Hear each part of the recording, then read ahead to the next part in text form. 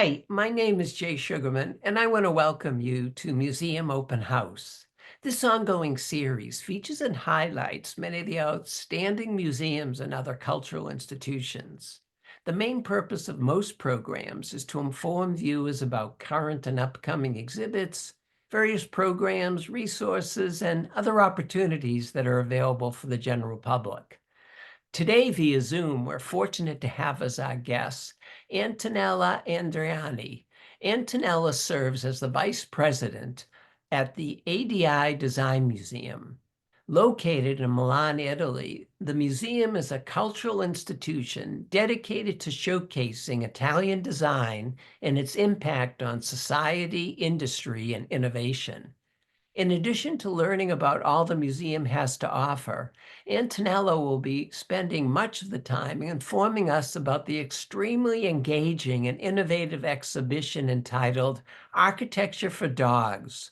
We'll learn why and how this display came about and how it explores the relationship between architecture, design, and dogs, emphasizing a more inclusive approach to space where pets are considered active participants rather than passive occupants. Let's start by meeting Antonella and then hearing all about the ADI Design Museum. Welcome, Antonella. So delighted you're able to be here. Thank you, Jay, for inviting us. So I'm so excited to give this interview and present the ID Design Museum. So thank you, Jay. Oh, it's our pleasure. I was so intrigued when I first heard about the Architecture for Dogs exhibition. And then the more I read about it and the museum, just learned so much. I'm eager to find out more and have you inform viewers.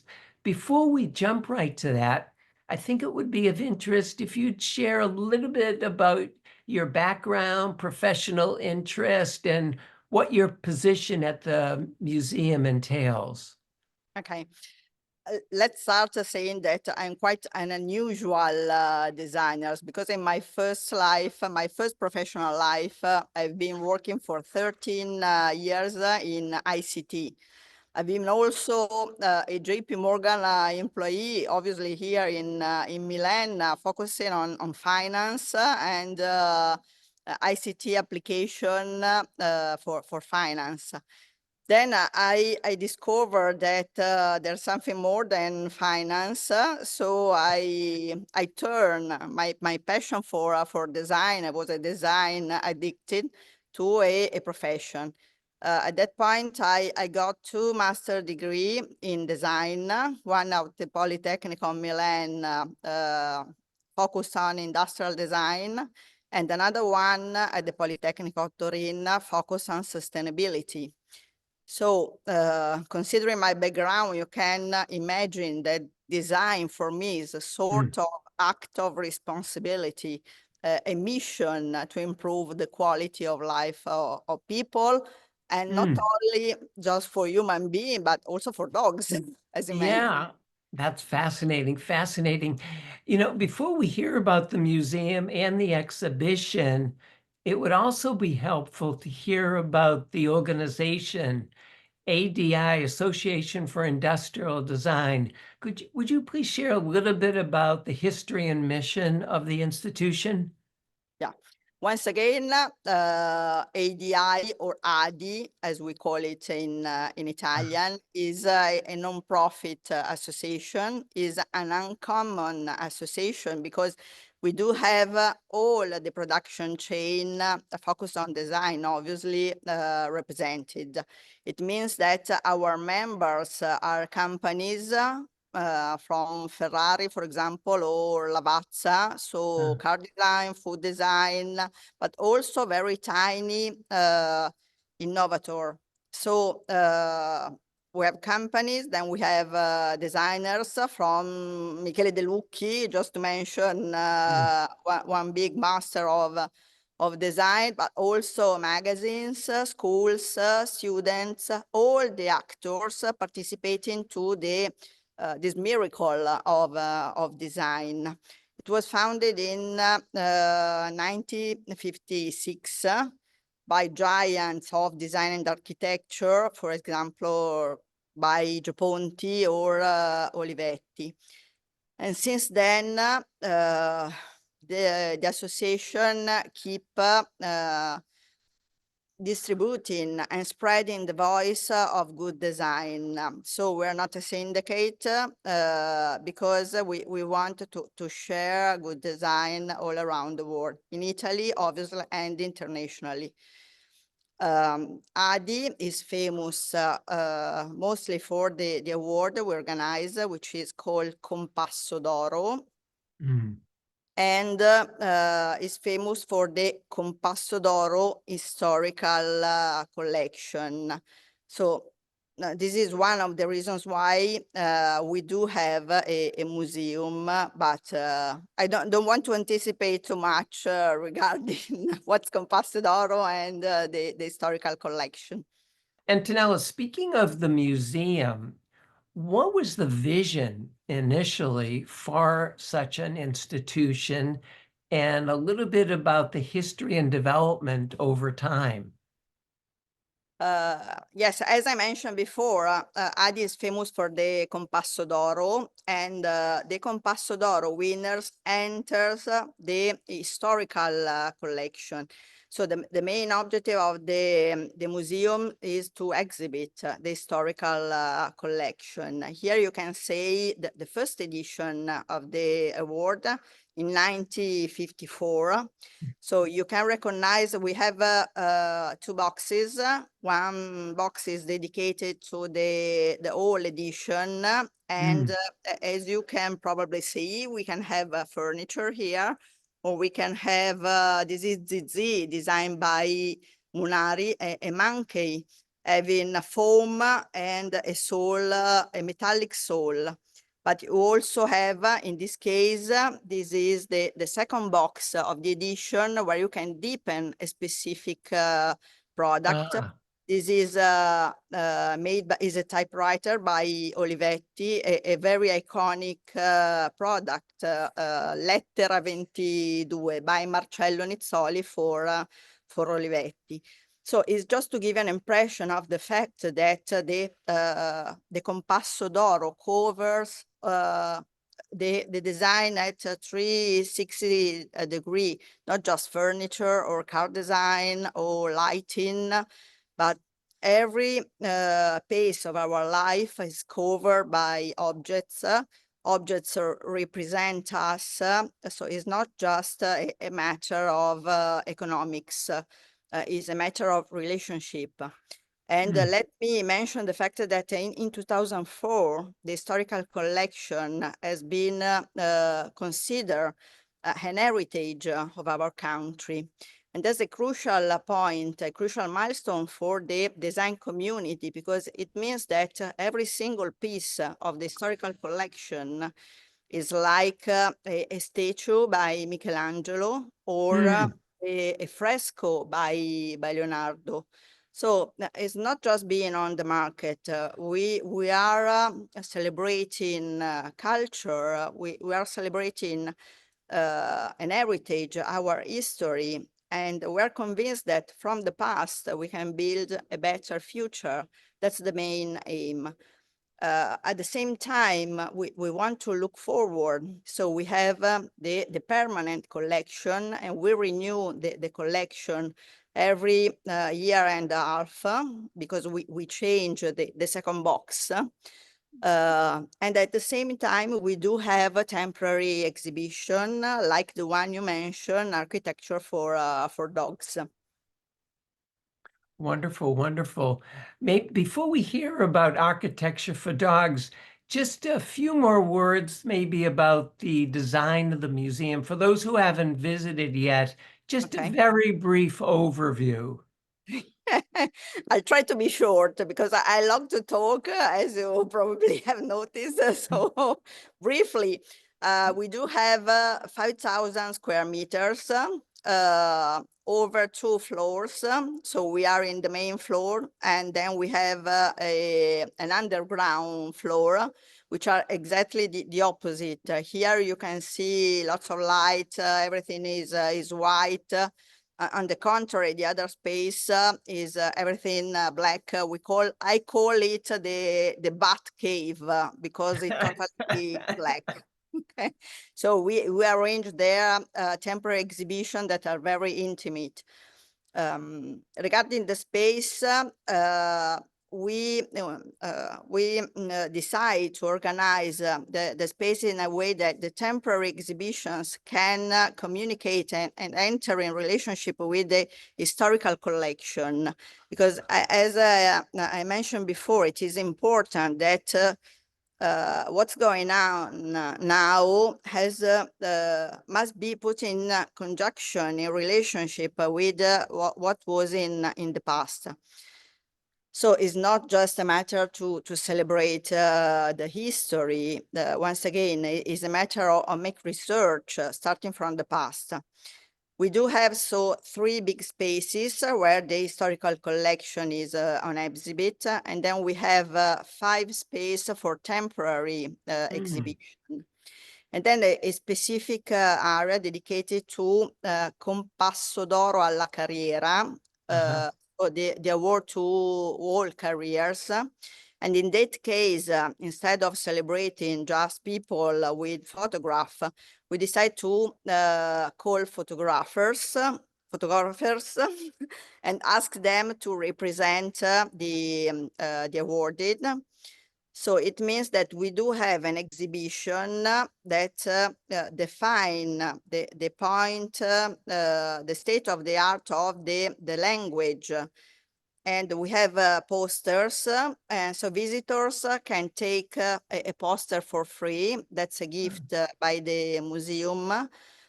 Visitors are very happy, so you can see our posters everywhere in offices, houses, all around the world. So if you will have the possibility to come, don't forget to take the podium poster. That's wonderful gesture, wonderful. What inspired the idea behind the exhibition Architecture for Dogs, and how does it align with the museum's mission?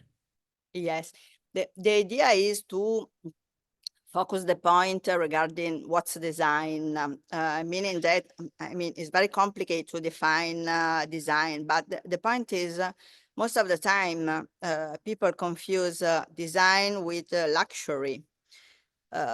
On the contrary, we want to focus the idea that design is strictly connected with quality, not necessarily luxury. Obviously, you can have luxury, and here in the collection we do have a wonderful Pagani car, which is very, very expensive. It's marvelous. That's for rich people, but not all design is just dedicated to rich people. So that's the point when we decide to arrange this exhibition. 2 days ago, I was with Michele De Lucchi, and he was mentioning his master that was Ettore Sozzas, another giant of design, reminding that as a designers, we do not just design objects. We design behaviors. We design the way people use objects. And so objects is the result of the way people need to act in their daily life. So at this stage, pets are familiar here in Europe, in Italy, and Italy is the second country at the European level having a great number of pets. So it is important to consider this profound relationship human beings have with their pets. So that's the main idea at the beginning. Antonella, how does the exhibition challenge some of the more traditional ideas about architecture and design? Yes, the point is, once again, try to explore the relationships between human being and the canine, so dogs in particular. So the point is also not just to be focused in to human being, in a sense of design for all means all. So not just a human being, but in particular also dogs. So the idea that the exhibition want to deepen is the fact that some giants of the architecture and design have been involved trying to put themselves in the shoes of dogs in that sense, trying to understand what could be their needs, their profound needs in terms of borrow or observe, discover, being a dog. And the other aspect is the fact that they took in serious consideration the relationship between the ambient, because at the end of the day, you can have a very fancy house, a fancy living, but then the solutions for dog used to be very functional. So not so, I mean, very considering just technicalities. So in a sense, is a powerful creation considering and putting creativity in a solution for a dog, for dogs, giving them the right importance. So that's I mean, it is a matter of enhancing the society. We are not alone, and human beings are not playing with dogs. They are caregiver in conjunction with dogs. So it is a matter of changing the perspective. And that's, once again, something that we want to push here at the museum. Change the way people can think and perceive some points that are connected to the contemporary.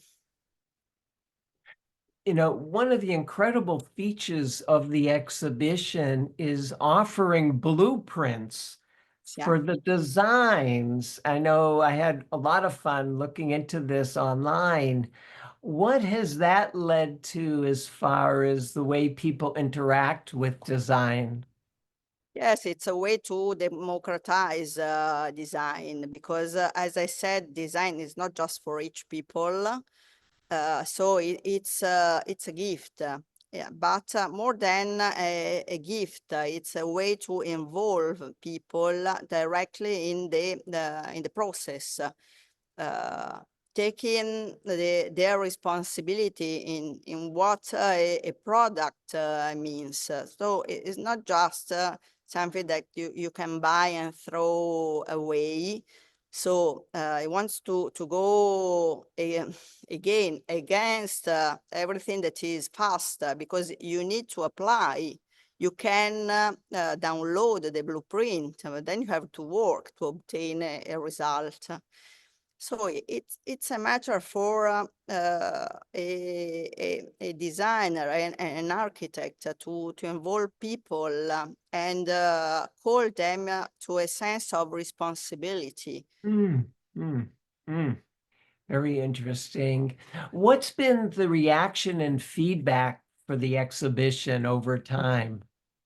Yes, today the museum is closed, so we are talking because I prefer not to have people walking across us, because I forgot to mention that this is a pet-friendly museum, so people can come and visit all the exhibition together with their pets. But the reaction is incredible because people are also they are able to sit. There's a space you can see here where they can sit and design by their own a new solution for their pets or other pets. So we're receiving lots of proposals. So maybe they will become blueprints for the future. Fascinating, fascinating.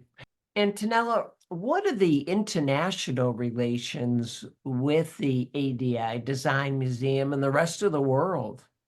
Okay, we have a rich program of exhibitions starting from the museum and going around everywhere.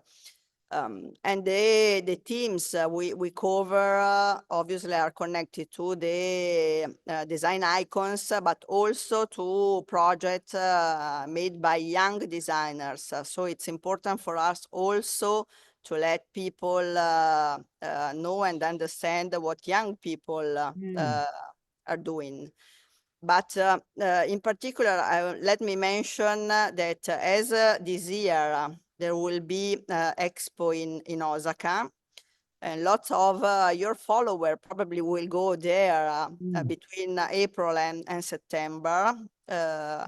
We decide to organize a special edition of the Compasso d'Oro, which is biannual. In this case, we define the International Compasso d'Oro, which is called Compasso d'Oro International Award, which is dedicated to the values of Expo in Osaka, and the winners will be rewarded and displayed inside the Italian pavilion in Osaka. So in this moment, we're getting the participation. So every designer or companies from all the world can participate. They can candidate, apply up to the 10th of March. So it will be another good opportunity to enter the historical collection, because even if that will be a specific and a special Compasso d'Oro, the winners will enter the historical collection. So let's see what it will happen. So probably we can meet in Osaka in September, Jay. Wonderful, wonderful. Very exciting, very exciting. You know, speaking of upcoming events, could you share? I know there's so much going on at the museum. Just a little preview of upcoming exhibitions, events, programs that are worth mentioning. Okay, can we spend 1 hour more? Because there's I'd a lot love to. to say. No, just a briefly overview. We will have a great exhibition opening in March, when we will have the art fair here in Milan.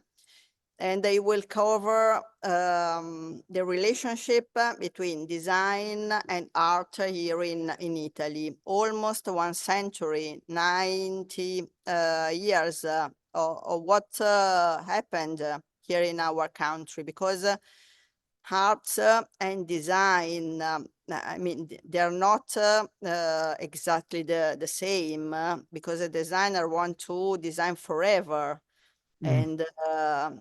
And potentially want to design something that is useful according that he designed the relationship and so on.